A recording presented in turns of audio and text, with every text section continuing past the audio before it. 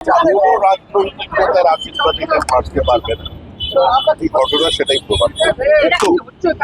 একই সঙ্গে সঙ্গে আমি মুখ্যমন্ত্রীকে এই আবেদন জানাচ্ছি, কামদুনি কাণ্ডে যেভাবে রাজ্য প্রশাসন তদন্ত করেছে, কিছু মানুষকে দোষণের জন্য আজকে কামদুনির জনতা বিচার পায়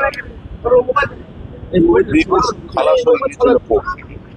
এই ফাইল নতুন করে ওপেন করা যেভাবে এর আগে আমরা শুনেছি যে ছোট্ট ঘটনা তথ্য শুনেছি, লাভ অ্যাফেয়ার্স শুনেছি, পার্ক স্ট্রিটের ঘটনাটাকে বলা হয়েছিল মালিক আর খদ্দেরের ডিল। সেখানে বিজেপি কমিটমেন্ট করেছিল যে মহিলাদের যাত্রী দেওয়া হবে, ধর্ষকদের কোনো রকম রেয়াত করা হবে না। আজকের দিনে দাঁড়িয়ে রাজ্যের বাসিন্দাদের কি বলবেন?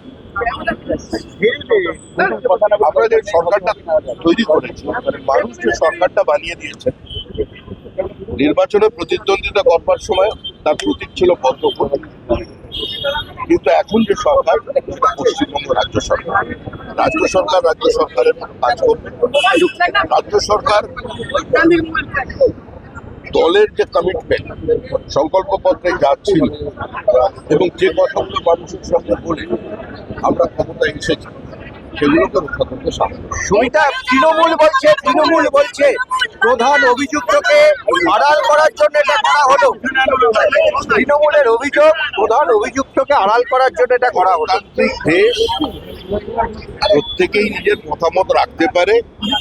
মানুষ তৃণমূলকে চেনে, মানুষ কামদুনির ঘটনা দেখেছে, মানুষ নদিয়ার ঘটনা দেখেছে, দীর্ঘ 15 বছরের তৃণমূল কংগ্রেসের অপশাসন দেখেছে।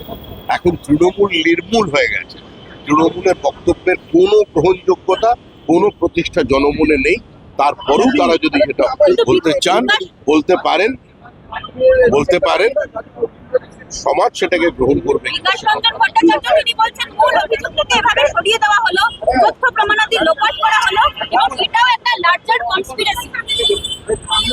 বিকাশ রঞ্জন ভট্টাচার্যের প্রতি আমার সম্পূর্ণ শ্রদ্ধা জানিয়ে বলছি, উনি যত কম কথা বলেন সেটা ওনার পক্ষেও মঙ্গল, ওনার দলের পক্ষেও মঙ্গল।